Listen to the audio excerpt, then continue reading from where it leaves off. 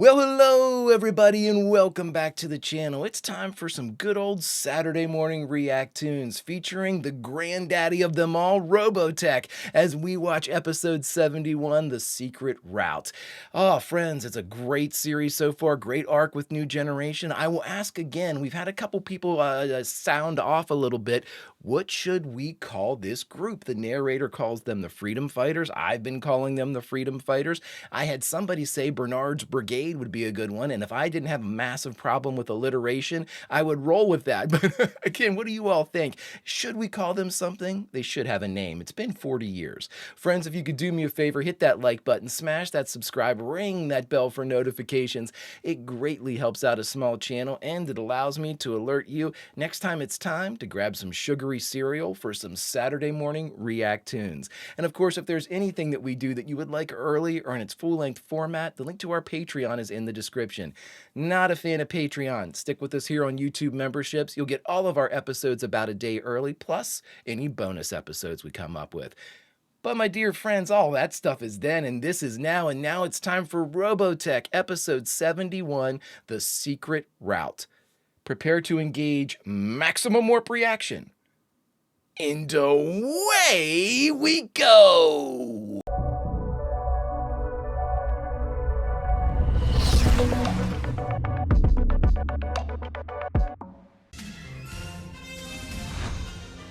Fanfare! Really enjoyed the last episode we had, getting into Scott's head a little bit, see exactly what situation he was in, made him a little bit more human for me. Not that I'm saying somebody that, bottles up their, you have to be super emotional to be human for me. That's not it. We just had a lot of characterization for Scott in that first episode. Whenever his attack wing went down, he lost Marlene. Really not a lot since then, because he's had to kind of not allow himself to have any of those expressions because he's been in charge of this group here, and a lot of big burden on his shoulders. I'm glad to see that he was able to, let the steam off a little bit.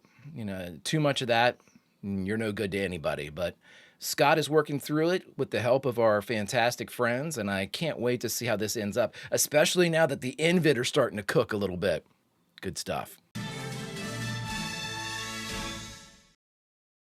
After beating back the Invid, the Robotech Freedom Fighters attempt to cross over a treacherous mountain pass. An avalanche has slowed their progress by blocking the road. Oh, cool. I'm so cold I could scream. I can't stand it. You'll be so cold you can't scream if we don't get this equipment over the mountains before winter really gets here. Nice. Scott and his friends drive to a nearby village in the hope of getting some information on the possibility of an alternate route over this imposing mountain range. Well, they don't seem too cold. Them mountains is crawling with Invid, you know. Uh-oh. Yeah, there's an Invid fortress smack dab in the middle of them things. You're digging for gold, buddy. A secret passage, and it'll only cost you, this much. But we can't pay that much. Without that map, we'll never be able to get through the mountains, Scott. We're stranded here. Within arm's reach of the Invid. We're not going to say anything about that guy picking a booger in front of us. Oh, brother, I've been in some pretty creepy places in my time, but this one takes a booby prize, no doubt about it. Ah! Hey, you little brat, why don't you watch? Wow. Interesting attire here. You should be more careful, little boy. I am not a boy, I'm a woman! Ugh. I'm terribly sorry. I mean it. My name is Eddie. Eddie and the Cruisers? And if I work just a little bit more, I'll have enough money to leave this place and buy a giant house with a pool. I love you, Eddie. Please. All right, Eddie. So everybody's being duped into paying this toll? Please see it my way. Why can't you just accept me for the person I am? Because you can be much more than that. Damn! Miss Dancer, please do come in. I'm Donald Maxwell, the mayor. Hi, Donald. Can you really fly these planes? They fly by autopilot, an obsolete navigational system where the plane basically flies itself. They were my father's prized possessions. Oh, I would love to. I've got to make sure. Your performance may even help in my re-election this year. Huh? It is Lancer. Oh, Lancer backstory. My fiancée, Carla. Carla? And now, I'd like to do an old Min-May song, one of my favorites, and dedicate it to my friends Donald and Carla on the eve of their wonderful marriage. How could could it all have turned out this way? An old Min-May song. If I didn't feel old to begin with, I feel old now. Even the townspeople are helping the Invid hunt down freedom fighters like you. There's only one way you'll be able to escape, and that's disguised as a woman.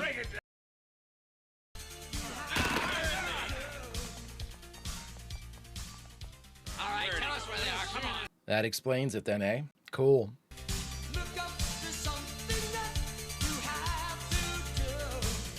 Min-May. Apologies to all the Min-May fanatics out there. Oh, please, Lancer! Lancer smashes this song. You mean too much to me to let you get mixed up in this. What I must do is far too dangerous for you. So Lancer just dipped. Huh? So after 3 years, you finally come back. 3 years. Carla, if I'd known you were here, it'd have been a lot longer than 3 years. I was in love with somebody before. Fall in love again, okay? Then you'll be able to be just as happy as I am. Well, I gotta go. My dream boat's waiting. Bye, Annie. I guess it's the end of our relationship. Dad, I'd like you to meet a very special friend of mine. Hi, my name's Annie LaBelle. Well, Annie LaBelle, I'm very pleased to make you... Annie LaBelle. I don't know if we ever got her last name. All right, Paradise, we're on our way. Let's boogie! Here we Well, Annie, I think you did find your love at first sight true love. Well, in a little while, you'll be able to relax for the rest of your days. I get a lot of pleasure helping out people like you. Trust me, that map will take you exactly where you want to go. Right. Straight to the Invid. Boy, it seems like this one never worries about anything. Isn't it about time we gave her a name of some kind? How about we talk to her? How about Marlene? Scott, why Marlene? Why don't we just let her tell us what it is when she's good and ready? Yeah, Lance. I'm with Lancer. Marlene's as good a name as any, I guess. Hey, name droppers. Can I have some more? Huh? Funny. That's effed up, Scott, but okay. Now, I'm inclined to deal with that guy who offered the map to us. All we need is some money, and we can buy our ticket out of this miserable hole. How does this seem legit to everybody? The guy was picking a booger. I'll make tea. Where is Donald, by the way? This business has affected us all. Lancer's here to take the jets, isn't he? Nice view. Carla, tell me something. How does Donald make his money? This is an old Min-May song, And remember? what is Donald doing that you can't talk about? He tricks people and then kills them. That age-old business. You weren't like this before. You were pure and full of beauty and goodness. Let's leave this place together. You'll be happy. Damn, Lancer, are you being legit or are you playing her? Someplace where there's always a gentle breeze and sunlight. Please, we could be happy there. But the threat still exists unless we go over the mountains. And far away. I'm afraid those mountains can't be crossed. What? The Invid control everything there. But what about the secret route? Here's a copy of the map. Thanks. I'll see you on the other side. I'm gonna cross over the mountains with my new family. If you're sure. And Annie was never seen again. That's his business, selling fake maps that lead people to their doom. Yes. And no one else knows because no one comes back. What could gold get you in today's day and age, you know? Annie! Bye! Annie! And Annie was never seen again. Wait! Listen, Carla, you were in on the heist. You just don't like your cut. Please don't go, Lancer, please. You'll be killed. Hey. Carla is a little not all together. She might be having some emotional problems. The daring team is in hot pursuit of their friend Andy, who is in serious danger. Every moment counts. I like the idea that they have to use just the cyclones here. It's going to make this next upcoming fight a little tougher, but it's cool. Hey, watch it. Here come the Invid! What? Oh my god. This guy literally lured people to their deaths. We see a lot of that in the post-apocalypse. Cool shot.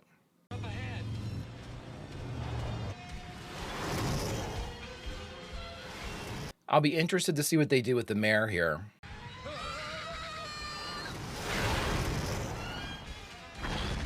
Good shooting, whoever that was. Love that shot. Two of them drawing down. Get them out while we cover you. Just be careful. Lancer, get moving. Yeah, we can't hold all the time, man. It's awesome. Scott and Rook. Rear guard.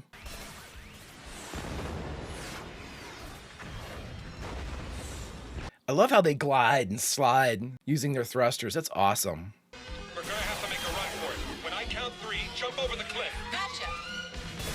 Oh, I guess that could have been Rian too, right? Same color. Eliminate all resistance. Neutralize the Robotech rebel force. They must not. They're gonna see the protoculture all the time. The voices again. Ran, those 3. They ran. You mean Scott's group? What's that up ahead? Uh-oh. Oh, this is the mayor, making sure you don't come back. Maxwell, that map was phony. Just what kind of a man are you anyway? A smart businessman, that's what kind. Not really. However, I can't allow anyone who knows my secret to return. You understand, I'm sure. But You will now step down. Line up over there, quickly. Lancer, you got a cyclone, dude. They must be destroyed. You just don't like your cut. You knew this shit for a long time. A lot of people got killed. Hold it right there. Now it's your turn to sweat. Oh, dance, dickhead. Wait! Hey, if you fire that thing, the Invid will be here in no time. That will Yeah. mean the end of all of us, including you. We'll see. You have been feeding innocent people to the Invid for a long time. I'd say it's about time you get a taste of your own medicine. Let's head on up the road. So, you're going to shoot me, huh? No, just go up the road. I have a very precise map of these mountains made by professional gorillas. You've had the real map all this time? That's right, and I'll hand it over to you if you let me go. Are we really buying this guy's shit? If you'll just spare my life, we will all be able to leave this place alive. Why, you... I love that. This isn't a negotiation. Lancer, wait! Carla, where are you going? I'm fed up with your selfish game. I mean, I don't know, you just backhanded her. I did it all for you, baby. Everything. Please don't go. Carla. Dear God. But I'll be out there to protect you, Eddie. My dad wants me to help him manage this big ranch of his farther south of the mountains. Then why the hell were you going north? Supplies and ammunition, too. Donald for supplies? We'll move out as soon as Lancer comes back. He ought to be here soon. I'm back, everybody. Had to shoot him in the head. Oh, where are they Off in the headed? distance are Donald's prize collection of fighters operating on autopilot. Are you just sending them to their death? Well, that should take care of the Invid for a while. Not much left now without Carla. Carla. That was an odd turn of events there. Sacrificed all 3 fighters for us. But why? I don't understand. You are special to him. He wanted to save your life. He sacrificed his most important machines for you. He saved your life even if it meant giving up everything he owned. Why are we upselling this guy? Oh, Yellow. I have to. I'm going back. Oh, for God's sakes. That woman in you won't overlook the most important thing. A man who really loves you. Ooh. Carla returns to her village and the life to which she is committed, knowing that she will never see Lancer again. Lancer, the man who deep in her heart she will always love. Lonely Soldier Boy is a great song. I don't give a shit. Unapologetically a huge fan of Yellow Dancer. All right, everybody, we just finished watching the 71st episode of Robotech, The Secret Route, and the only thing left to do is talk about it. All right, everyone, we just finished watching The Secret Route, the 71st episode of Robotech. You know, the thing about the new generation that it's always consistently interesting, if that makes sense. We've had plenty of episodes of Robotech that haven't really introduced anything new, and I don't mean that they're bad because of that, but since so many of our episodes take place in one place, you know, the SDF-1, you know, down on Earth with the 15th, you know, it's certain bases in certain places, you know, the locales, you know, Macross City, none of that shit changes, you know, where it's kind of like we're in these areas and that's where we live, which is perfectly fine for the story, and it's certainly not something that detracts from the story. But the thing that I love about New Generation is we don't have that type of home base. You know what I mean? We're always on the move. And for that respect, the story comes to us, every time that it's the old trope of the travel story anyway, in that you're always going to be going places, you're always going to be meeting new people, new experiences, new locales, new weather, all that type of stuff. And I think that that in and of itself is the true strength of New Generation, is that constant change. The only thing that's the same for us are the freedom fighters.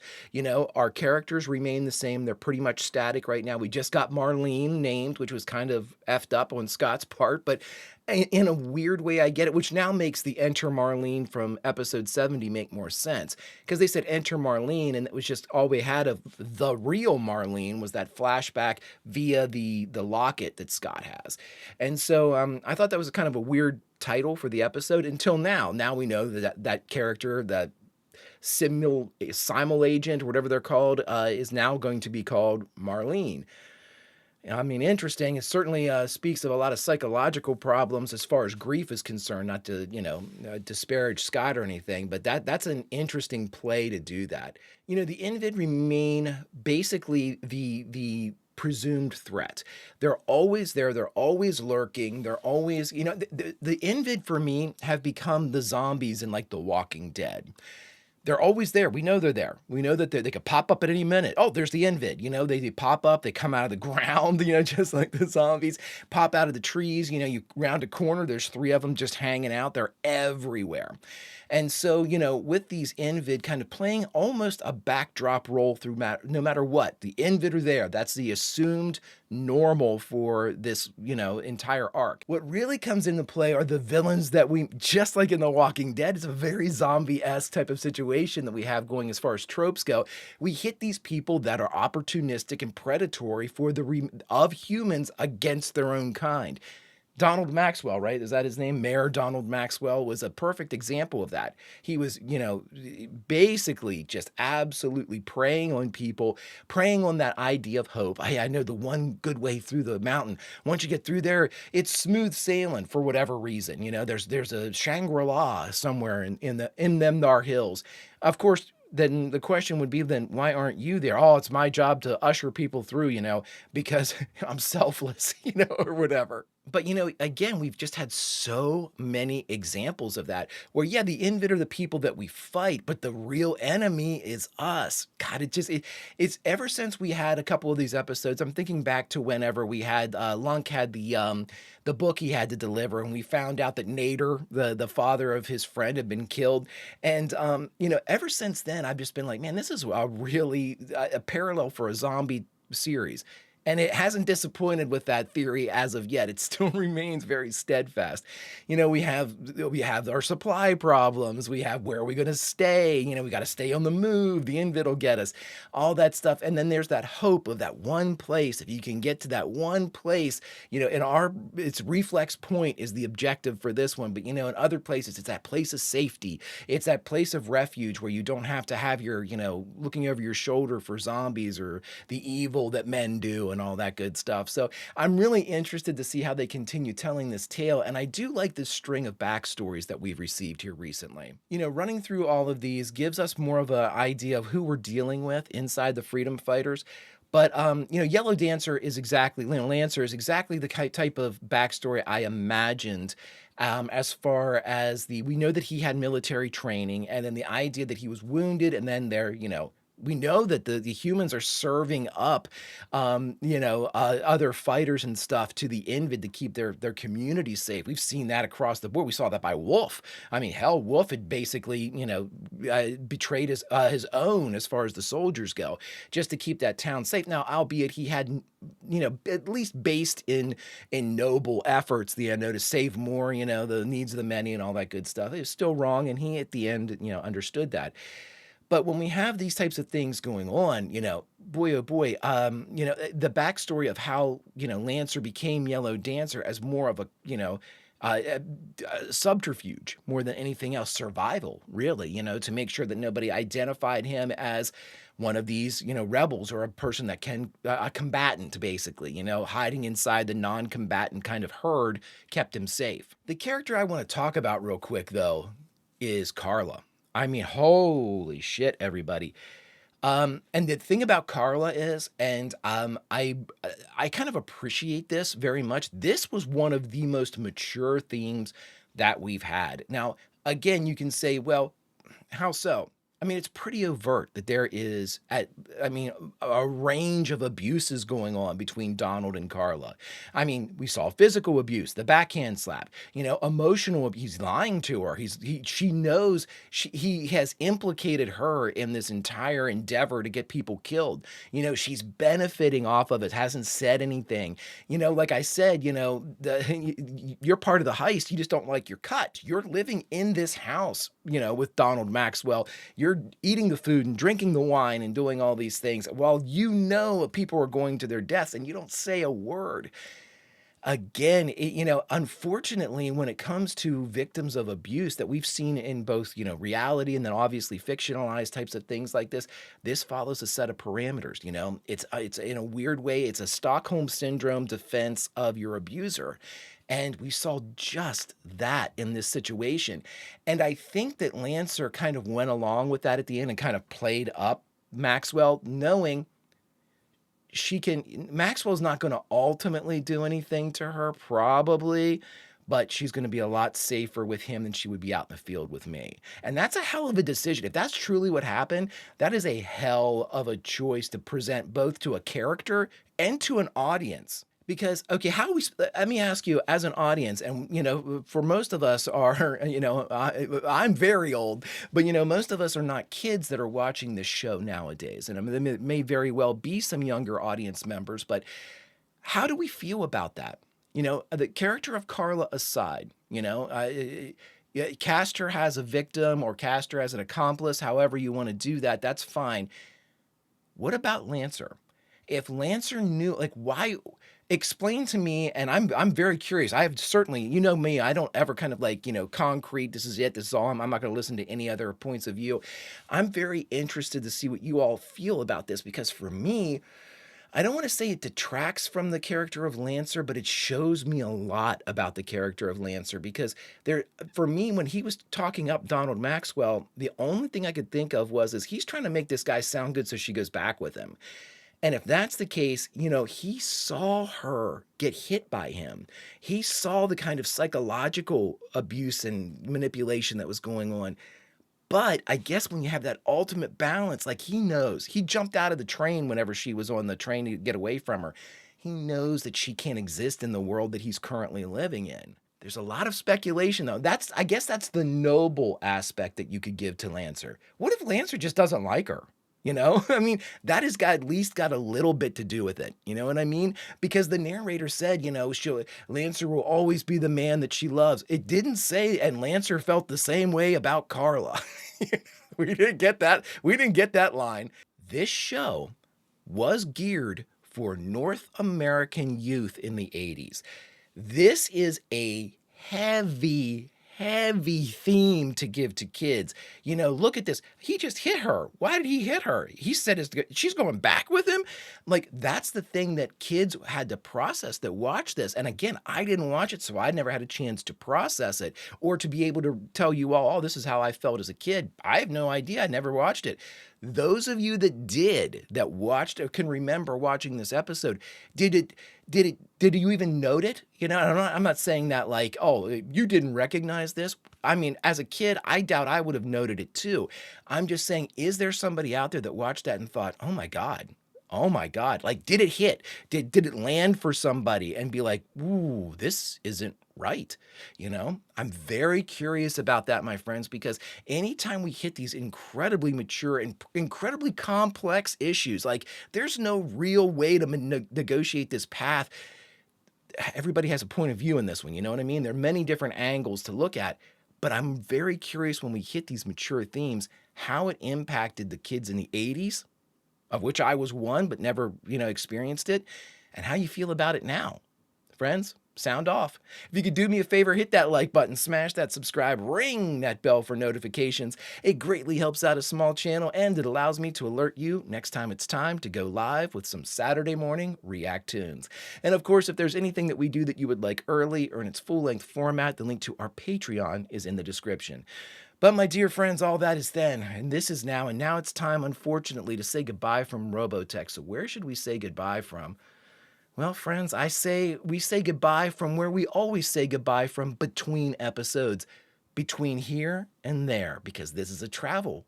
Everything is along a path that reaches presumably towards that mythic Shangri-La known as Reflex Point. Will we get there? Maybe the journey is half the battle, or maybe it's the whole thing. Until such time as we take another step along this trail, my friends, Vulcan roll, and I'll see you.